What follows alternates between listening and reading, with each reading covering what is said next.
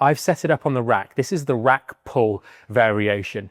And I've got these little elevated platforms here because in your gym, you'll probably be able to use a slightly lower setting. We're slightly limited with the squat rack here, but generally speaking, you've got the lowest level on the squat rack or the power rack, which allows you to put the safety bars in. And this allows us to basically do a deadlift or a hip hinge or a wide stance deadlift in a position that isn't quite from the floor. It's like a halfway house between the hip hinge, where we might not be touching the floor, and getting into the deadlift, but doing it in a slightly safer way. And whenever we're transitioning from the weights that we've been using over there, dumbbells, kettlebells, etc., over to barbells, and there's a little bit of a difference in technique, always slightly lower the weights that you're using. It just makes sense for a couple of sessions just to get comfortable with the technique again. We want to make sure that we're not making any technical errors when we're doing this. But just like before, I've set up the barbell already. I haven't done it on the floor, and I'm going to get into position.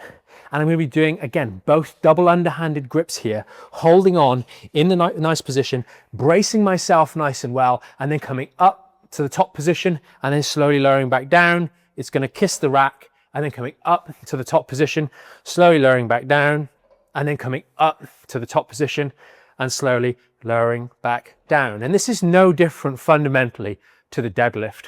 It's only that we're allowing ourselves to go a little bit lower. And you might start with a slightly higher baseline level and then drop it down and down and down.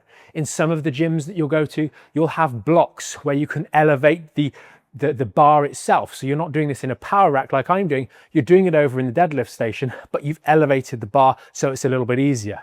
At the extreme, others will do what's called a deficit deadlift, where they elevate themselves so they have to go even lower. But that's something perhaps for another day. The final step, of course, is going to be the proper deadlift. And when you're starting out, you want to perhaps do a couple of warm-up sets in the rack itself, where you've set it up on the rack. You then pick the weight up safely, of course, come out, and then engage in doing the actual deadlift itself by coming all the way down to the floor and back up again, all the way down to the floor and back up again. Or if you're doing a wider stance, we'll pop it down, get ourselves a little bit wider.